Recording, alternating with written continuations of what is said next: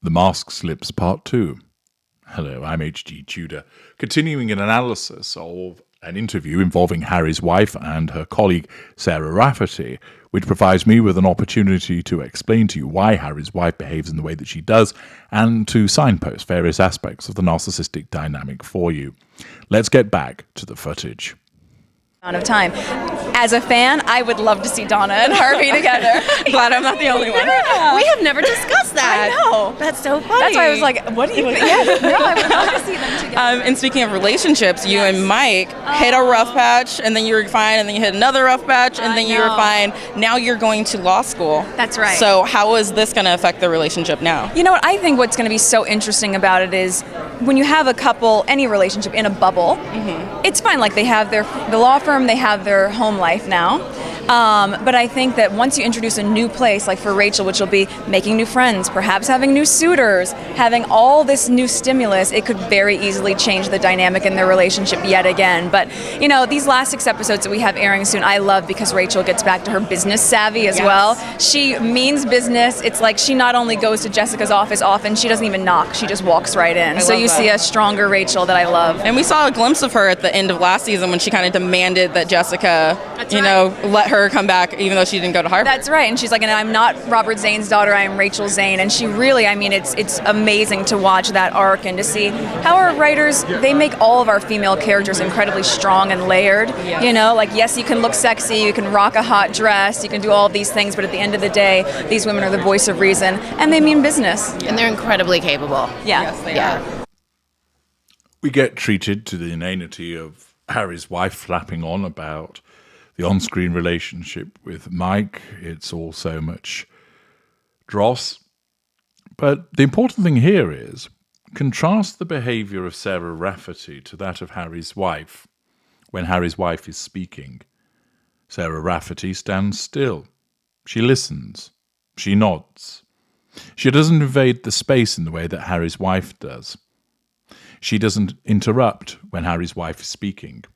She doesn't start flapping her flippers around, trying to catch the eye of the interviewer. She doesn't twist around and intervene. She demonstrates a recognition of the boundaries and therefore allows Harry's wife to talk. Boring as it is, allows her to say what she has to say. You'll also notice that when Harry's wife is talking about Rachel and how she gets back to her business savvy and that she repeatedly walks into somebody's office without knocking, it's very clear that Harry's wife sees herself as Rachel Zane, that she sees them as the same person.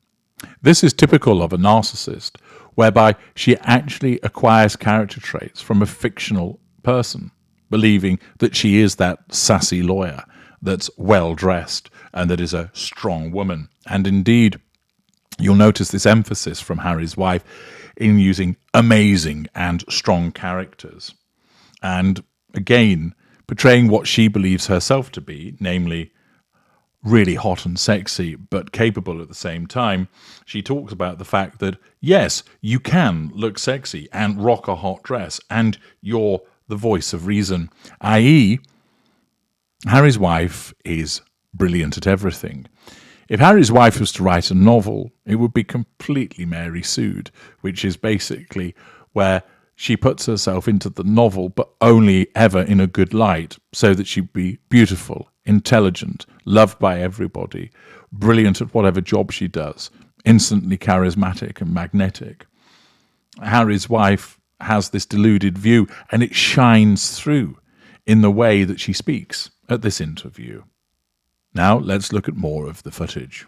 Capable. Yeah. Yes, they are. So I asked Gabriel who he would like to play on Suits other than Harvey. He said Donna at first.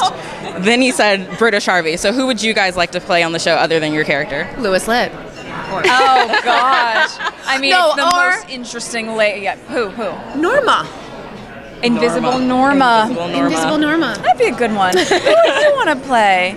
I mean, like, I have to say, I do love sort of like how maniacal Katrina Bennett is. Yeah. I think it's a really great, strong character as well. But I mean, who wouldn't want to play Donna? Yeah. All the fun. You get all the fun, but at least I get to play with her, which is the best part. So we have a good time. All right. So what exciting things can we expect for the back half of the season 3 right now?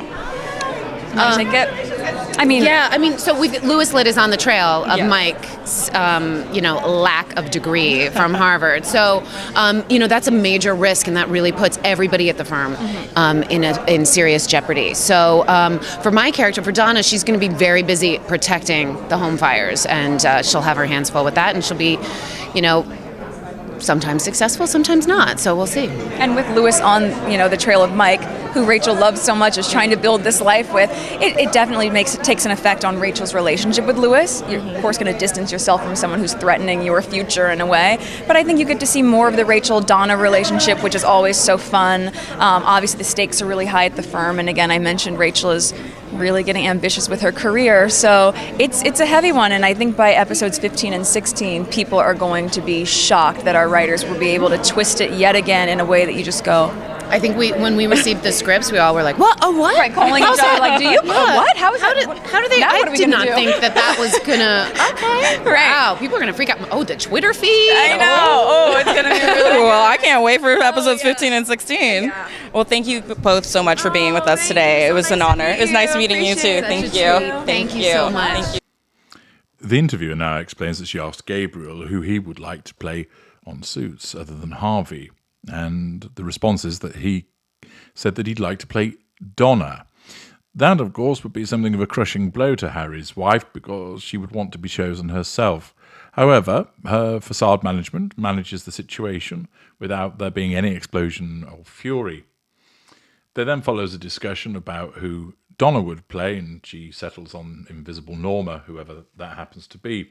Then Harry's wife, of course, has to announce loudly, who would I want to play? She chooses Katrina Bennett because she's a great, strong character. And then, toadying to her co-star, says, who wouldn't want to play Donna? She has all the fun. Here we see an expression of envy by Harry's wife with that admission. And then there's an interesting giveaway. At least I get to play with her. Not play her, play with her. This is the objectification that Harry's wife engages in as a narcissist, whereby she sees the character as somebody that she can play with. Remember, she doesn't know what she is, but this is an unconscious giveaway with regard to the way that she sees people.